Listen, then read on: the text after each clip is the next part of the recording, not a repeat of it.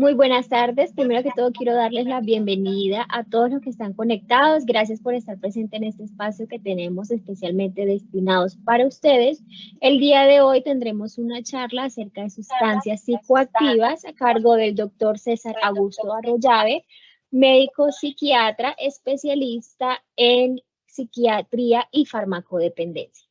Recordemos que las preguntas que vayan surgiendo las vamos a responder al final de la charla.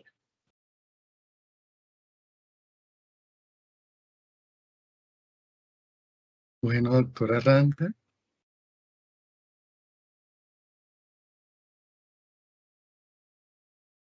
Buenas tardes. Buenas tardes, Doc, ¿cómo está? Bien, gracias. Muchas gracias, doctora Randa. Muchas gracias a Sura, al programa de Salud en Casa, por permitirme estar esta tarde conectado con ustedes. Sobre todo que vamos a hablar de un tema que creo que es muy importante en todas las esferas y en todas las partes de nuestra vida, que es el uso y abuso de sustancias psicoactivas. Me presento, mi nombre es César Augusto Arroyave Hoyos, yo soy médico psiquiatra, especialista en farmacodependencia y desde el Ministerio de Salud hay unos grupos de psiquiatras que a nivel del país nos han venido entrenando para poder trabajar en dos estrategias, estrategias de prevención y estrategias de tratamiento.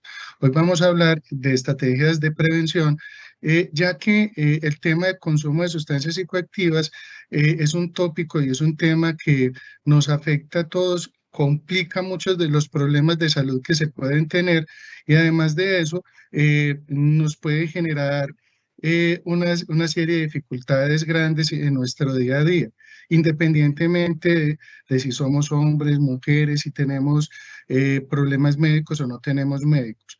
Siempre desde este punto de vista, doctora Randa, la siguiente. El punto de vista en general, siempre que uno toca el tema de consumo de sustancias, el primer punto que uno tiene que preguntarse es, ¿qué riesgo tengo yo? La vida siempre lo pone a uno en unas situaciones y esas situaciones le dicen a uno hacia dónde uno puede tomar decisiones. La vida le da a uno el riesgo de vivir bien o de vivir con problemas.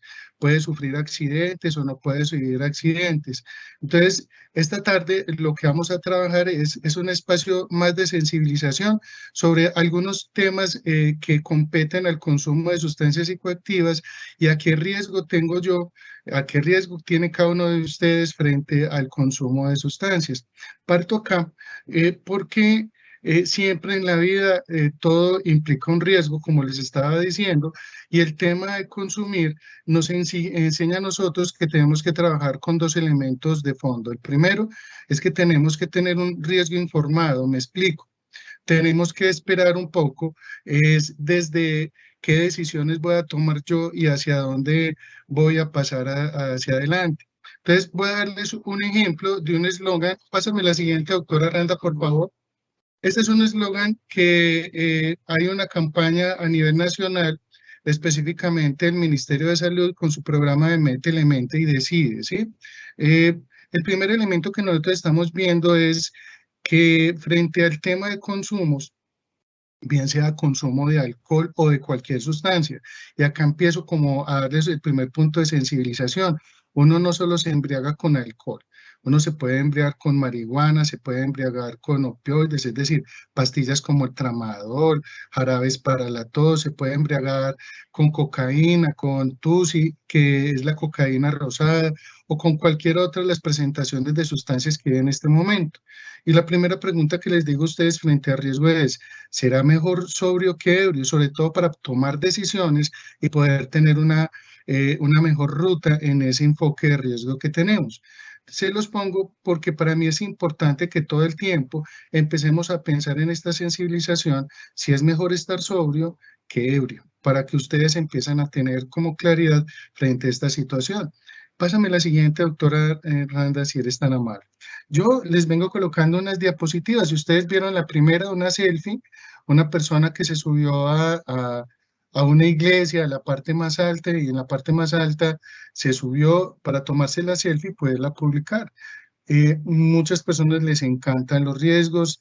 El riesgo implica adrenalina y cuando uno le dicen que no a alguna cosa, definitivamente, automáticamente se le activa un chip donde le dice sí, hágalo. Lo que está prohibido definitivamente es lo que puede ser más llamativo y puede hacer que uno pueda entrar en riesgos o en problemas en decisiones, no solo con el consumo de sustancias psicoactivas, sino con el sexo no seguro, con los temas de planificación y con otro tipo de elementos que pueden generar problemas.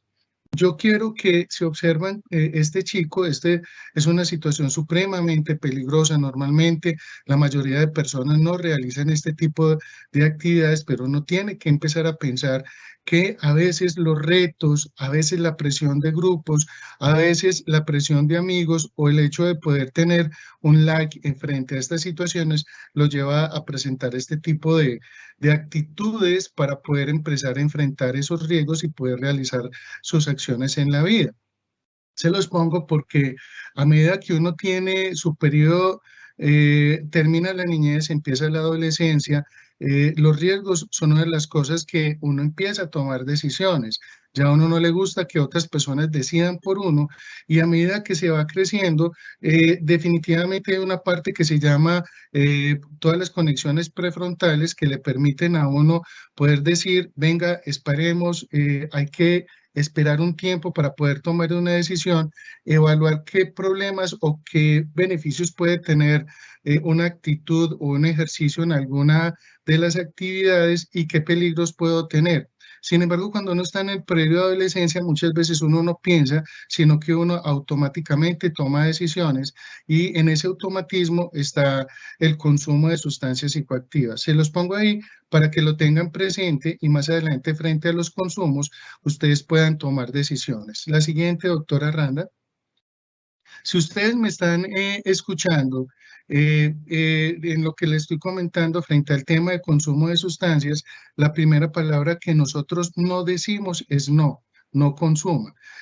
Lo que nosotros siempre hacemos en este tipo de cosas es indague, averigüe, evalúe y tenga una cosa que se llama la balanza decisional. Me explico, qué cosas buenas hay frente al consumo, frente a las cosas no tan buenas del consumo para que pueda tomar decisiones. Ya que si ustedes entran a internet, ustedes buscan libros, se fijan por Google y empiezan a revisar, lo primero que ustedes pueden encontrar son los retos, las situaciones o los efectos que pueden producir las sustancias y ese tipo de retos, situaciones o problemáticas que puede generar las sustancias, a veces empieza a generar más llamados de atención y vinculaciones frente al tema de consumo. Por eso tenemos que empezar a manejar. Acá hay un primer elemento, es un primer cuestionamiento. Me lo vuelvo a un momento, doctora, si eres tan amable. Es esta pregunta. ¿Qué harías si sabes que tu hijo, tu hija, tu pareja, un familiar consume algún tipo de sustancia? Este es como el primer punto que nos dice a nosotros porque a veces uno no se imagina que personas cercanas a uno pudieran estar consumiendo sustancias psicoactivas y ya cuando uno empieza a encontrar problemáticas graves de eso no tan bueno que les dije ahorita, es que uno empieza a buscar. Y en el tema de consumos hay que ser muy cuidadosos porque si ustedes escuchan el término y el título de esta charla se llaman uso y abuso de sustancias psicoactivas. Hay un límite entre el abuso y la dependencia en el cual como los pasos para llegar de uno a otro son un poco complejos y llegar a una dependencia ya hay problemas, ya hay dificultades y el retorno a estar una vida sobria no es tan sencillo y implica un proceso de motivación en ejercicio personal. Entonces, la primera pregunta que quiero que ustedes puedan realizar desde este punto de vista es que ustedes puedan saber qué haría saber si su hijo familiar consume algún tipo de droga o de sustancia. La siguiente, doctora, si es tan amable. Bueno, para poder uno contestarse eso, tenemos que saber sobre las drogas, porque si no sabemos sobre las drogas, vamos a estar definitivamente perdidos y es importante que empecemos a conocer sobre las sustancias, ¿sí? La siguiente, si eres tan amable, doctora. Siempre que empezamos a manejar sobre las sustancias, el primer punto que nosotros tenemos que hablar es sobre una parte general. Las drogas son sustancias que entran al organismo y modifican nuestro cerebro, nuestro sistema nervioso central y generan una serie de cambios en tres aspectos: en el comportamiento, en los sentimientos y emociones y en la realidad del mundo externo y el mundo interno. Cualquier sustancia que entre al organismo y realice eso puede generar este tipo de cambios, ¿sí?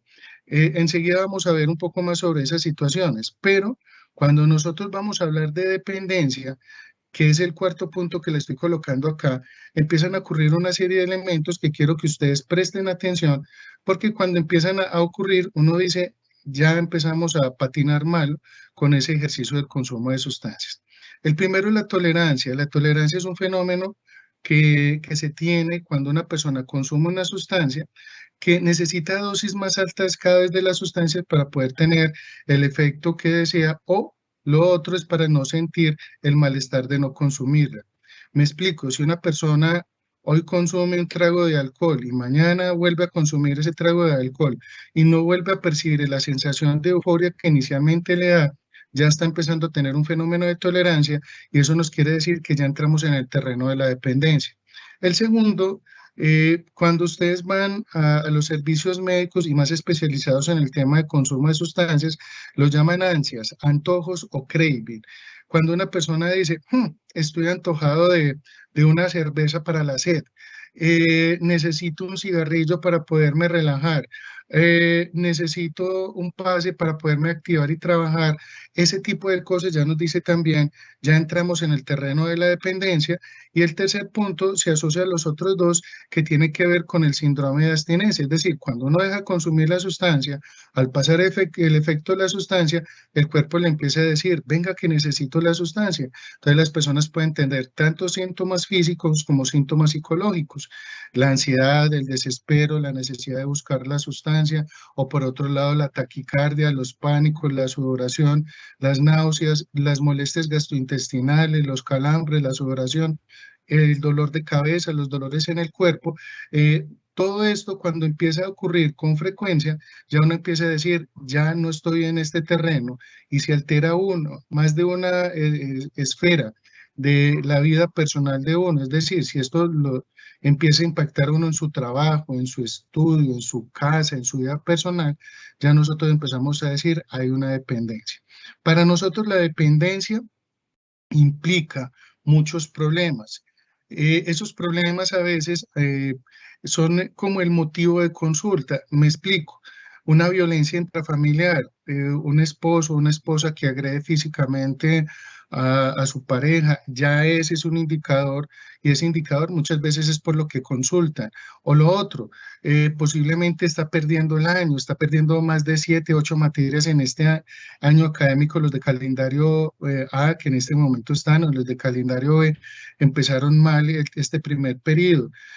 O lo otro, que son las discusiones y peleas frecuentes en la casa. Entonces uno tiene que tener muy claro que a veces los problemas de consumo y las dependencias no hablan específicamente ni de los guayabos, ni de las intoxicaciones agudas, sino de los problemas que se tienen. Y nosotros siempre nos fijamos en estos tres ítems: tolerancia, ansias y síndromes de abstinencia.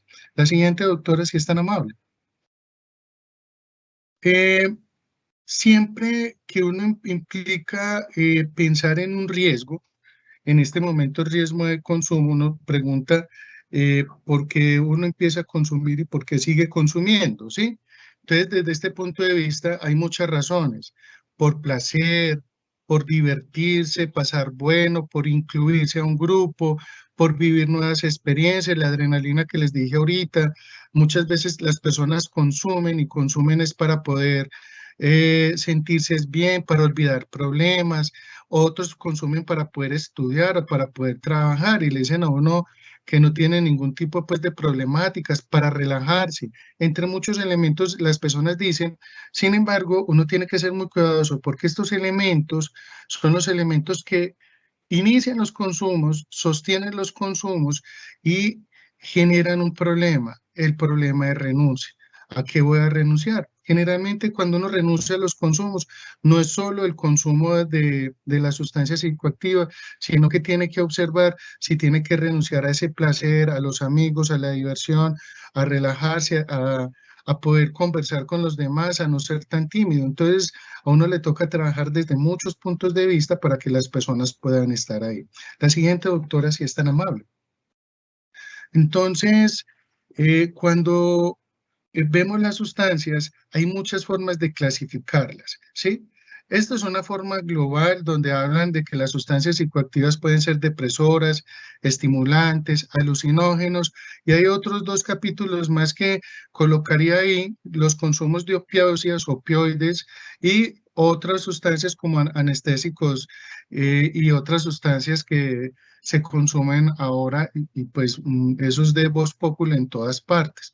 Pero es muy importante que ustedes entiendan por qué nosotros hacemos estas clasificaciones, porque estas clasificaciones nos permiten manejar las intoxicaciones agudas, manejar si es necesario un momento determinado un antídoto para poder salvar la vida de una persona, manejar una urgencia no es tan sencillo, para saber qué estudios se pueden tener y poder entender también qué tipo de tratamiento podría recibir la persona cuando tiene este tipo de sustancias.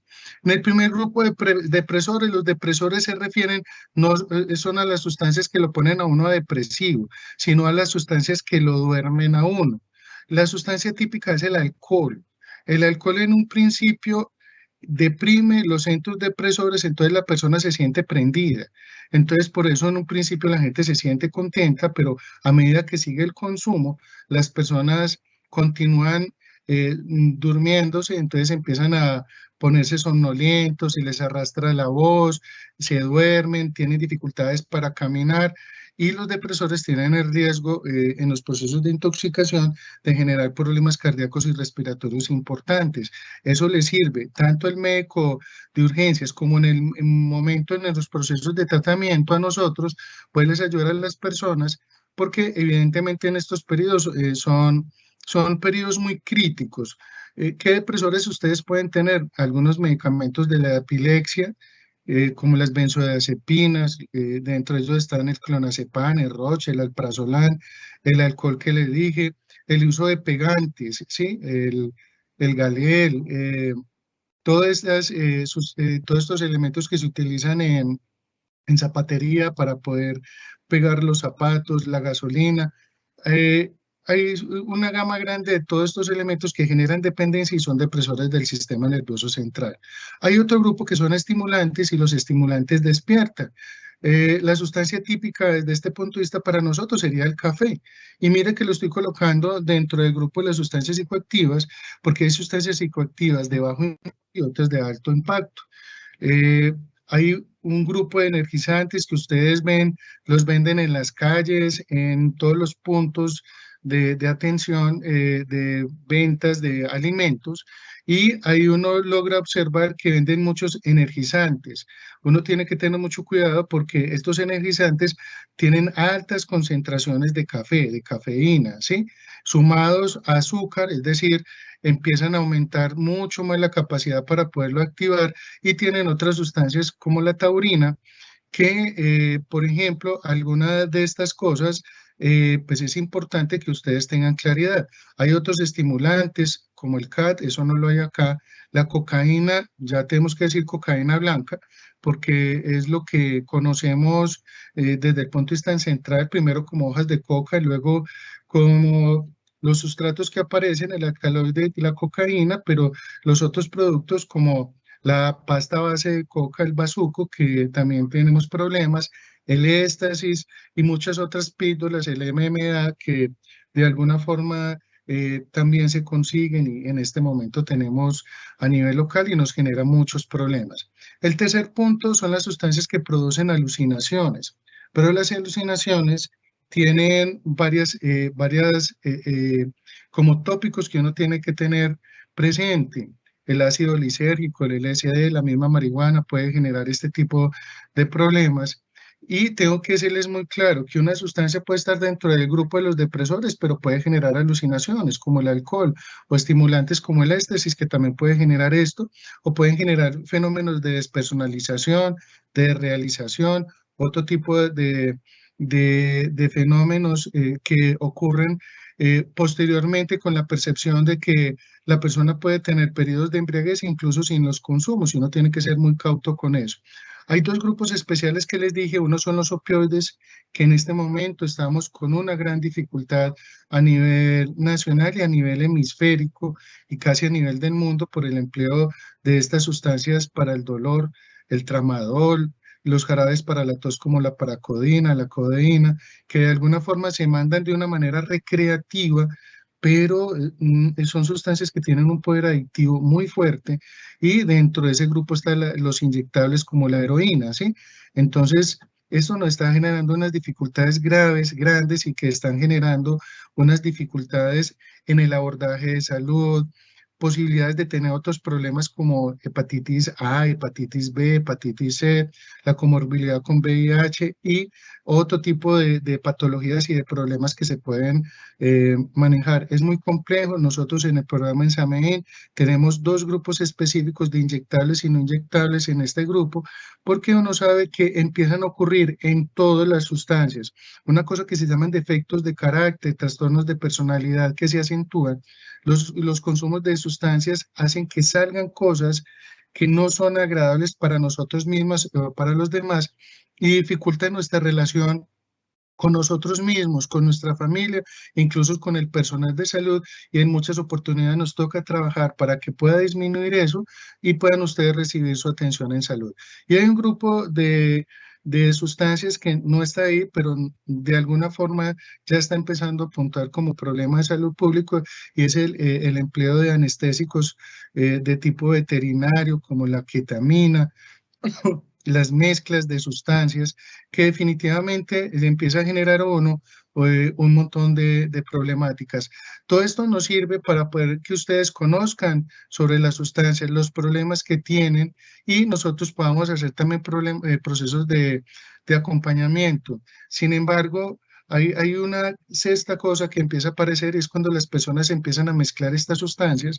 Hay gente muy inteligente que aprende a reconocer las sustancias, emplean unas para activarse, otras para desactivarse, mezclan alcohol, cocaína, energizantes con alcohol, alcohol con marihuana, benzodiazepinas con ketamina, con otro tipo de cosas, y eso se vuelve una cosa supremamente compleja, y por eso les coloqué el eslogan que está trabajando Metelemente es mejor ebrio que sobrio. La siguiente, si es tan amable, doctora Randa. Acá sigo colocándole elementos de riesgos que hace que el consumo se convierta en una adicción. Esa es una pregunta, porque muchas veces uno empieza con un proceso recreativo, luego de socialización, y luego ya empieza a tener un uso frecuente diario hasta que empieza a tener esa problemática. Yo se los cuento porque muchas personas cuando ya tienen una dependencia le dicen a uno, yo quiero devolverme a cuando yo era capaz de manejar la sustancia, ¿sí? Y definitivamente a veces la sustancia genera daños y entre los daños genera dependencias y las dependencias son muy difíciles de devolver porque hay dos fenómenos que ocurren.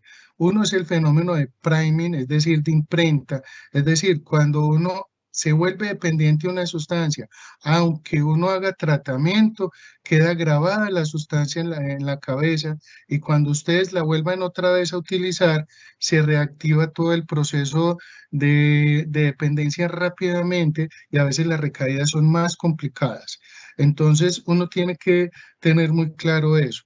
Y lo segundo, frente a esta situación, es que vienen ya esos consumos compulsivos, repetitivos, que son difíciles de parar y el cuerpo le pide a uno una sustancia y por eso nosotros no los llamamos tratamientos de rehabilitación, sino tratamientos de deshabituación. Es decir, nos toca modificar un hábito de consumo que ya está metido acá en la cabeza.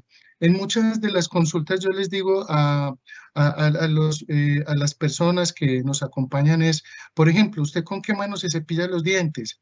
Y los que son derechos se demoran fracciones de segundo para levantar la mano derecha. Y yo les digo, imagínense lo que hace el consumo de sustancias cuando entra una dependencia que hace que usted aprenda a consumir muchísimo más rápido que aprenderse a cepillar los dientes. ¿Cuántos años se demoraron ustedes para aprender a cepillarse los dientes? Si es que se los cepillan, ¿sí? Que es esa parte. Y ustedes ven ahorita con el tema del COVID, tan complicado que era aprender a lavarse las manos y todo el mundo suponía que se sabía lavar las manos. Entonces, con el tema de consumos, que es un hábito, es muy complicado porque nos toca empezar a revisar eso que les dije, lo divertido que tenía, las personas de consumo, los lugares de consumo, los momentos de consumo, el manejo de las emociones antes, durante y posterior del consumo y los pensamientos que se generan en esta parte de acá. Entonces, la respuesta se las doy desde este punto de vista, es una cosa muy sutil, muy pequeña, y por eso desde este punto de vista para nosotros es muy importante trabajar antes de llegar a la dependencia, porque la dependencia genera muchos problemas. Doctora Randa, la siguiente, si me haces el favor. Yo les pongo acá y les pongo una balanza en esta parte de acá. Sigo colocando imágenes chéveres.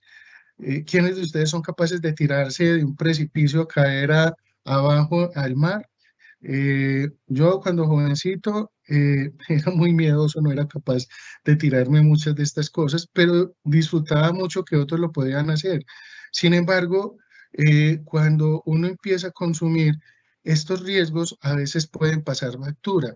Y acá es donde yo les digo, ustedes tienen que pensar entre las cosas buenas del consumo frente a esas cosas no tan buenas del consumo para que ustedes puedan tomar una decisión frente al riesgo que se expone. Doctora, la siguiente, por favor. Yo les traigo esta diapositiva, me parece muy interesante, es porque generalmente la mayoría de personas no ingresan a programas de tratamiento en el tema de consumo de sustancias porque quieren dejarlo.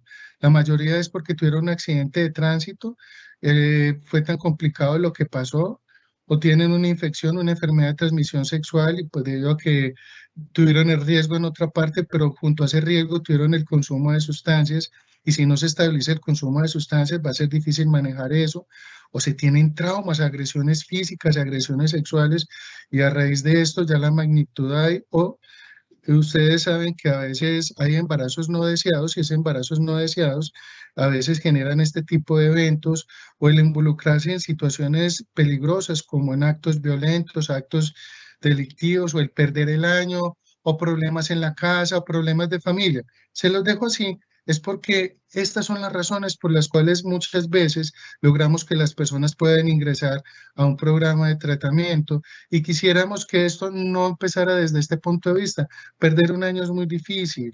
Uno como adolescente volver a repetir otro año, qué pereza, qué cosa tan dura, pero por eso es muy importante trabajar desde esa perspectiva para poderle ayudar.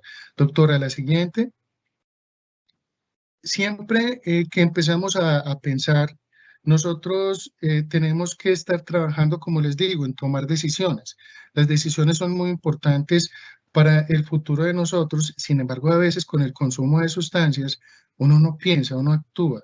Una persona que esté prendida con alcohol, que esté prendida con tramadol, que esté con consumos de cocaína, fácilmente no piensa sobre su sexualidad, sino que la actúa. Lo mismo, si tiene un periodo de agresividad, que esté intoxicado con alcohol y cocaína, ¿qué puede pasar?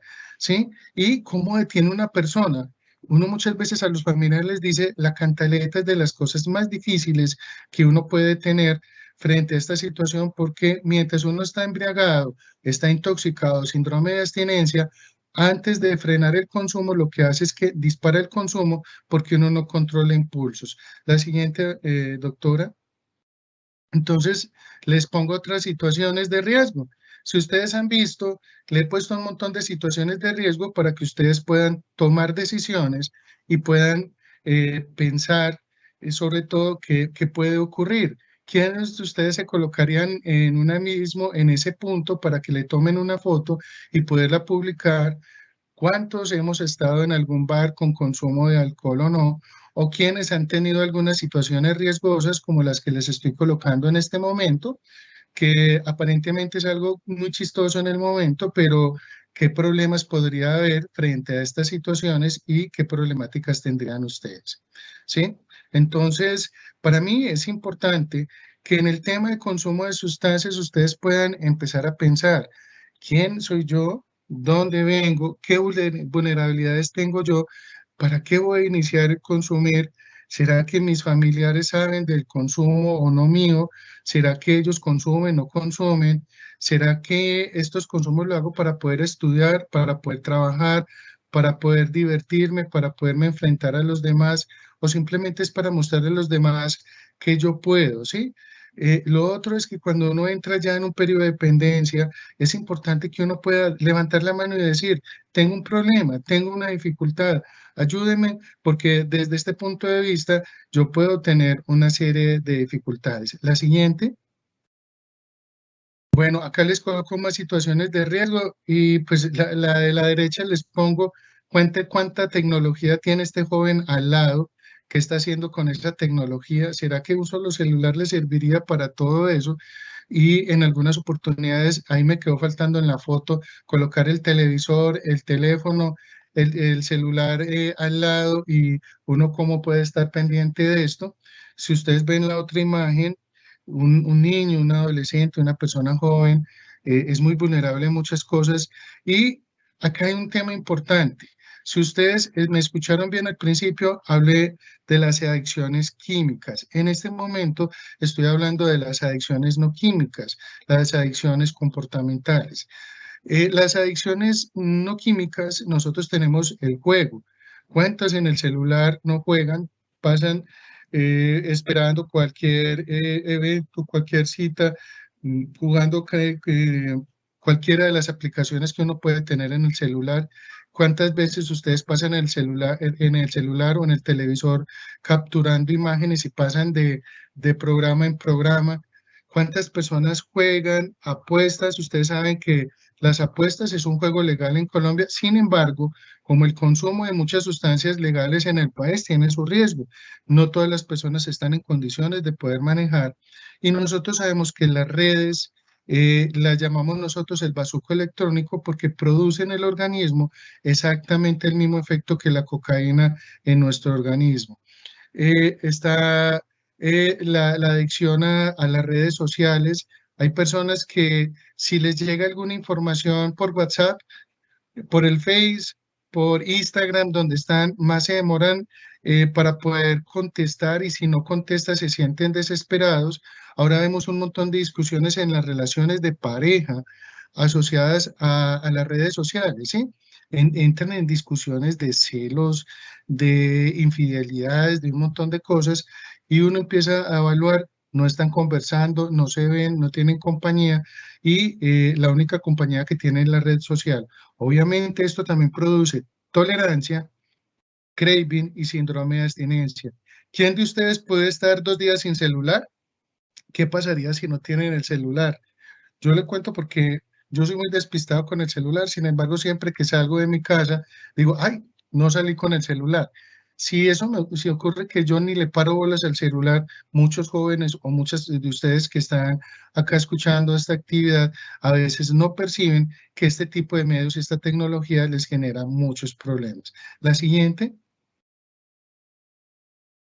bueno, para mí es importante, acá vamos a colocar un videito pequeñito, donde quiero que ustedes puedan observar claramente cuál es el riesgo y al final podamos quedar en una como conclusión, porque en muchas oportunidades nosotros no nos damos cuenta si tenemos o no tenemos un riesgo y muchas veces estamos expuestos al riesgo, vivimos el riesgo y estamos en esa situación. Para mí es importante que le echen una ojeadita para que puedan enlazar esta charla y podamos cerrar y tomar esa posición para que ustedes puedan tener claridad. Para mí siempre es importante que ustedes puedan empezar a focalizar, a observar este tipo de, de argumentos, porque a veces uno vive su vida común y corriente sin tener esa dificultad. Sí, sí tiene doctora Randa el video, el videíto. Ahí va.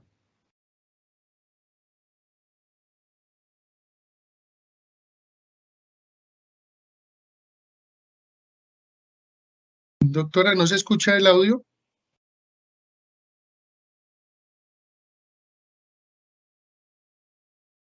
aunque mientras va pasando el video tiene el closed caption que permite leer en la parte de abajo lo que está sucediendo. Entonces los invito a que puedan hacer lectura de lo que están hablando en este momento para que ustedes puedan evaluar el riesgo.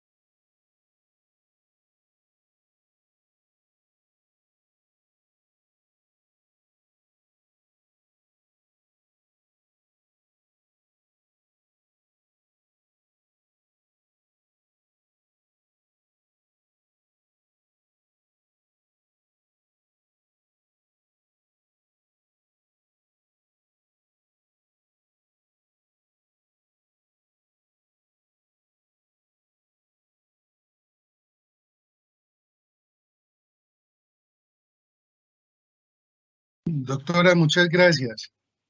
Ustedes se tirarían, esta es la propaganda de Métele Mente, que es un programa de prevención del Ministerio de Salud, y me parece muy interesante que ustedes puedan darse cuenta. No estamos hablando de drogas, no estamos hablando de sexo seguro, sino que estamos hablando definitivamente de riesgo que pueda tener. ¿Cuántas veces esta persona que estuvo acá le dijeron que tenía un riesgo o que tenía un problema frente al riesgo de tirarse de ese bungee, ¿sí? ¿Cuántos de ustedes se tirarían a pesar de las señales que tuvieron para poderles decir hay riesgo y hay peligro, ¿sí? Muchas veces en las casas, en los amigos, en los colegios, en los trabajos le dicen a uno que hay un montón de riesgos y hay un montón de problemas y uno no presta atención frente a estas situaciones. Entonces, es muy importante que ustedes recuerden desde esta perspectiva que el riesgo es algo que nosotros tenemos siempre. Es importante que podamos aprender, nos podamos informar frente a los riesgos y podamos hacer esa balanza con el consumo de sustancias, con el sexo seguro, con el estudio, con decisiones de vida, sobre todo para que uno pueda seguir adelante. Ya en este momento, para cerrar esta parte de mi presentación acá inicial, que es una motivación para que ustedes puedan hacer preguntas sobre este tipo de temas, para que ustedes puedan estar atentos, yo le agradezco muchísimo el espacio a todo el equipo de Salud en Casa, a Sura, que de alguna forma somos grupos pares de atención a muchas personas que están en ambos programas, y el hecho de permitirme estar con ustedes acá. Doctora, yo le devuelvo en este momento entonces eh, como la dirección de esto. Para mí ha sido muy agradable estar acá y voy a estar pendiente entonces a las preguntas, al chat y a lo que pueda entonces apoyarlos a ustedes en este momento. Doctora Randa, le dejo la batuta de esta charla. Muchas gracias, Doc. Bueno, por acá hicieron una preguntita. La pregunta que nos hace José Acosta es la siguiente. ¿Cómo se generan adicciones a los no consumibles como el juego y las redes sociales? Me imagino que él quiere decir es cómo se generan esos procesos a nivel del cerebro para que sean adictivos estas situaciones como el juego y las redes, Instagram y demás. Ok, doctora, hay una cosa que se llama el sistema de recompensa. Entonces, el sistema de recompensa tiene varias vías. Yo voy a hablar un poquito biológicamente, pero es para que ustedes entiendan. hay un neurotransmisor que se llama dopamina, que es una de las sustancias que se produce cuando hay placer, ¿sí? Entonces, cuando uno consume una sustancia química, se liberan grandes de estas sustancias, pero después se pierden y las personas antes tienen déficit de dopamina. Lo mismo ocurre cuando las personas tienen esas adicciones comportamentales o no químicas, bien sea por la parte visual, se traduce en electricidad y la parte eléctrica va al sistema de recompensa y hace exactamente lo mismo. Entonces son distintas vías que se pueden emplear para activar el sistema de recompensa y produce lo mismo, la misma dificultad. Ok, listo. Por aquí tenemos otra pregunta que lo hace... un momento, por favor.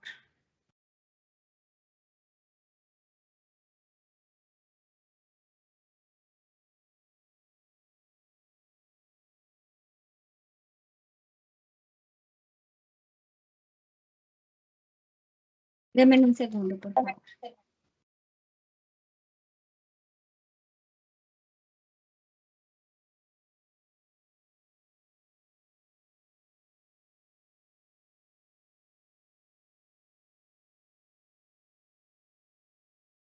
Listo. Bueno, veo que no tienen ninguna otra pregunta, entonces yo voy a hacer una pregunta. Doc, ¿qué pasa qué podría hacer, por ejemplo, los pacientes cuando identifican que algún familiar, algún amigo tiene una sobredosis, por ejemplo, por marihuana, como primeros auxilios en casa?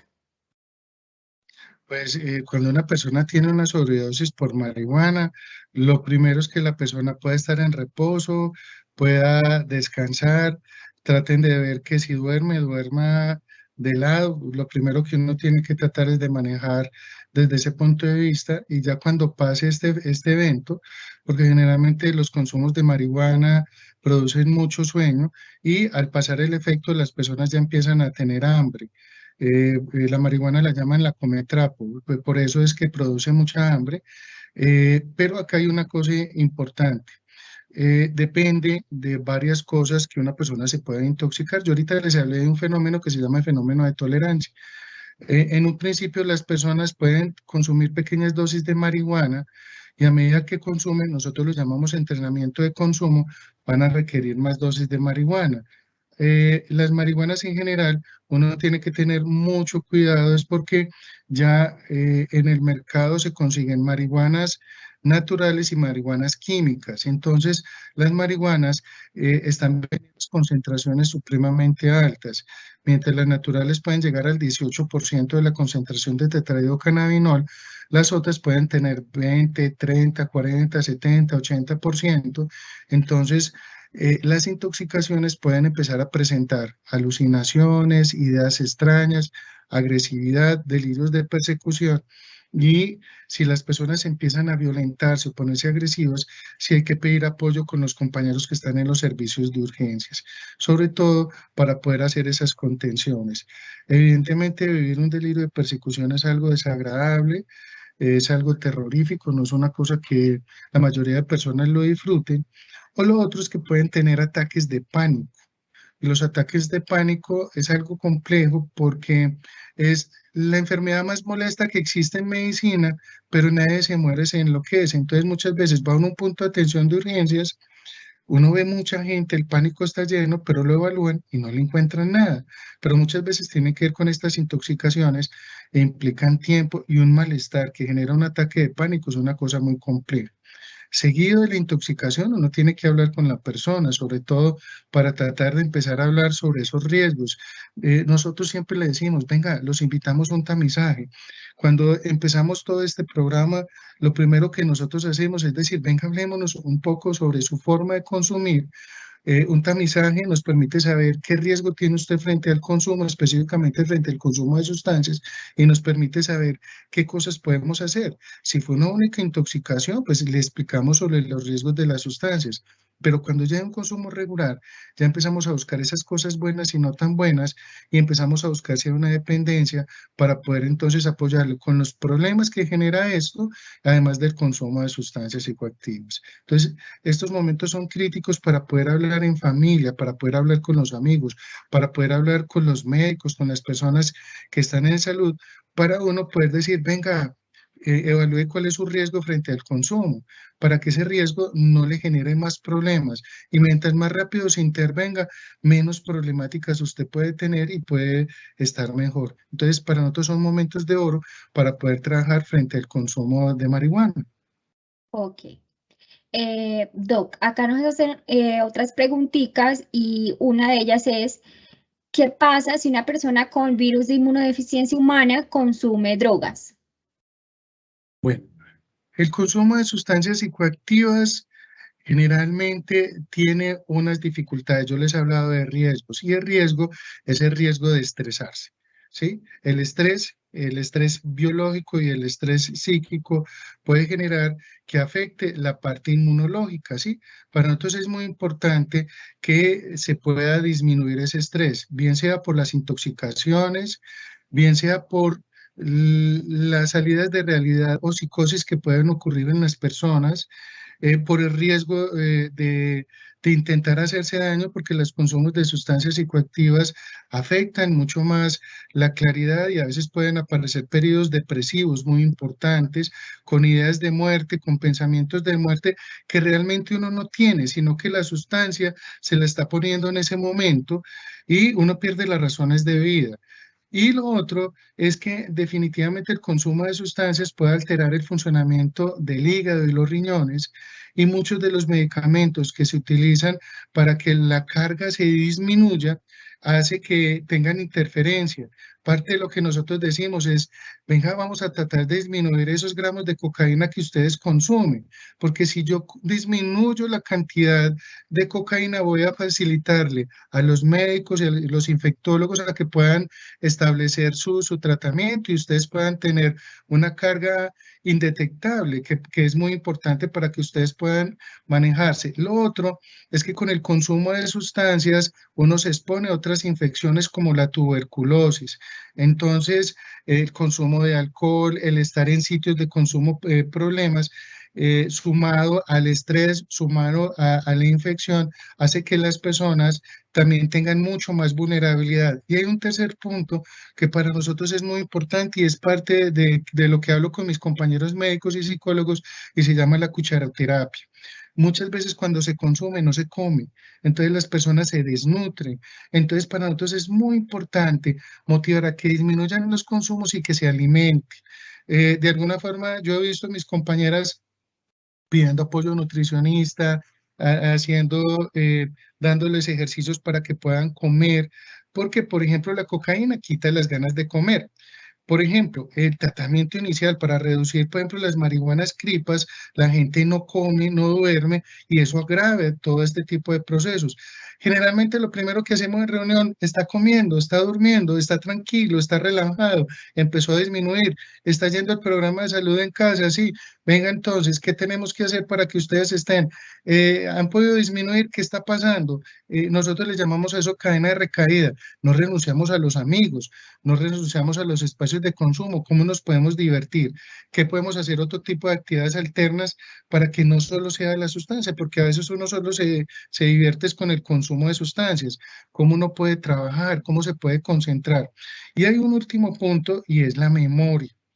Mientras uno consuma, uno se le olvida consumir todo el tratamiento, todo. Entonces, están muy juiciosos un mes, rumbean un fin de semana, a veces se les va un poco más y ahí empiezan a tener dificultades y a veces uno dice, ay Dios mío, ¿por qué está teniendo resistencia? Y no es que está teniendo resistencia, sino que uno hace trampas y rumbearon y en la rumba muchas personas le dicen a uno, no, yo que me voy a llevar el tratamiento para la fiesta o me voy a amanecer a otra parte y tengo esa dificultad, qué maluco que me vean. Entonces, desde ese punto de vista nosotros sabemos que nosotros tenemos una responsabilidad del programa, nosotros en el programa de adicciones para poderlos apoyar a ustedes, sobre todo para volver rumba sana, ¿sí? Para realizar una serie de actividades. El mes pasado invitamos a la Feria de las Flores, a las rumbas sanas que hicimos en el programa. Fue muy interesante porque nosotros hacemos trabajos alternos, no es lo mismo que hacemos siempre en salud. Estuvieron haciendo una batalla de rap jóvenes, para mí fue chévere ver eso. Vimos con ellos un contraste a una batalla de trovadores, pero es otra forma de realizar otro tipo de acciones para que ustedes sepan que uno se puede divertir desde muchos otros puntos de vista.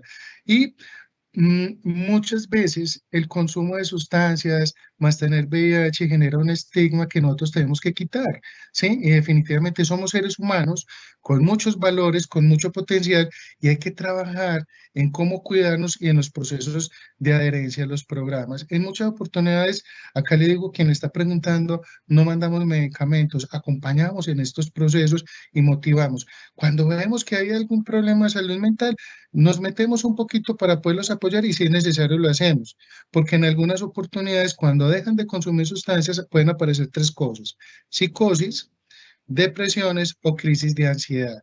Y uno con una crisis de ansiedad para empezar a tomarse medicamentos es difícil. Uno con un pánico para estar en urgencias más duro todavía. Uno con una depresión no le da ganas de nada. Y uno con una psicosis peor. Entonces, esos son los riesgos y por eso nosotros somos programas hermanos, ¿sí? Ok, Doc. Muchas gracias. Bueno, acá tenemos otra pregunta y nos están diciendo es si han visto que las ITS se presentan con mayor frecuencia en pacientes que consumen sustancias psicoactivas. La respuesta es que sí. Cuando uno consume sustancias psicoactivas, hay muchos estudios que dicen que uno tiene que trabajar estos problemas siempre en conjunto y por eso estamos en este momento en esta actividad. Cuando una persona consume alcohol, se desinhibe. Al desinhibirse puede tener como facilidad deseo sexual, apetito sexual y acto sexual. Si se consumen estimulantes como la cocaína, como el tusi, también. Si se consumen los opioides, también.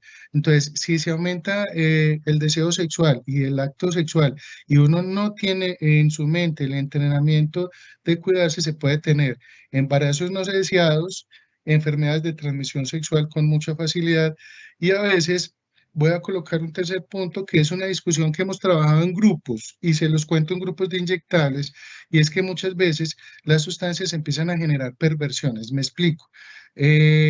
Ir a centros de masajes, ir a tener relaciones con más de una pareja, empiezan a frecuentar personas que tienen riesgo o empiezan a pensar que es mejor tener relaciones sin preservativo, por ejemplo, con personas y en sitios que tienen más dificultades, entonces uno sabe que se ponen más vulnerables. O lo otro es que bajo los efectos de sustancias, en una de las diapositivas lo puse, se puede estar más expuesto a que pueda haber abusos, maltratos y violencia sexual frente a cualquier persona, entonces es un riesgo que lo puedan enfermar a uno. Entonces la respuesta es sí, hay mucha evidencia y eso es un capítulo grande en el tema de adicciones. Ok. Doc, otra pregunta que nos hacen es si los antecedentes familiares es un predisponente para tener adicción a drogas. Ok. Nosotros eso lo llamamos herencia compleja, pero sí, uno sí tiene una vulnerabilidad para consumir una sustancia y todas las sustancias, ¿sí? Entonces, desde ese punto de vista, si mi papá ha tenido problemas de consumo de alcohol o mis abuelos han tenido problemas con el alcohol, yo puedo ser vulnerable al alcohol y a otras sustancias psicoactivas. Entonces, lo que se hereda específicamente es la vulnerabilidad, ¿sí? Y si uno se expone, entonces la vulnerabilidad puede ser más fuerte. Posiblemente yo aguante más consumir alcohol. Mi abuelo consumía más y aguantaba mucho. Ese aguantar es lo que yo les decía ahorita de tolerancia. Y cuando uno aguanta mucho, uno no percibe que se está intoxicando. Entonces le dicen a uno, no, es que uno es el macho y uno puede consumir todo lo que sea y no se intoxica. El hecho de que uno no perciba que uno no se intoxica no quiere decir que se esté intoxicando y que tenga problemas.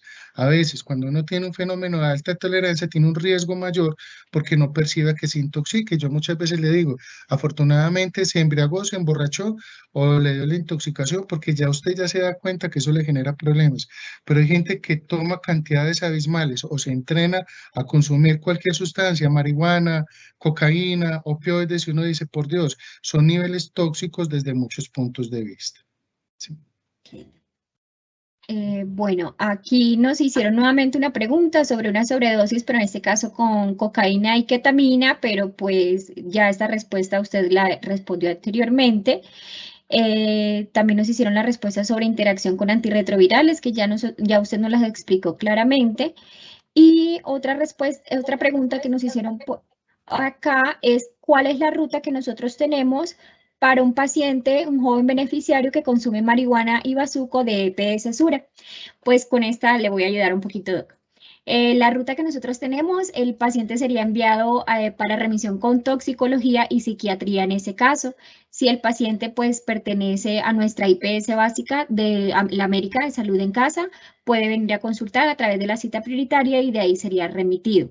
O si pertenece a otra IPS, de ahí también puede ser remitido a estas especialidades.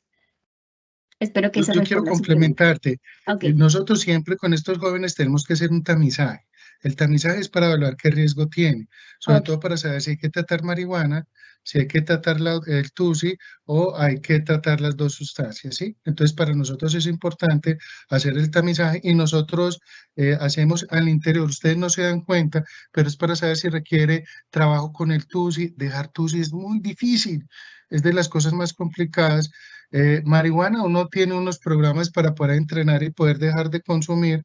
No quiero decir que sea fácil, pero el TUSI y hay otras sustancias que son más difíciles el manejo. Ok. Bueno, miremos por acá.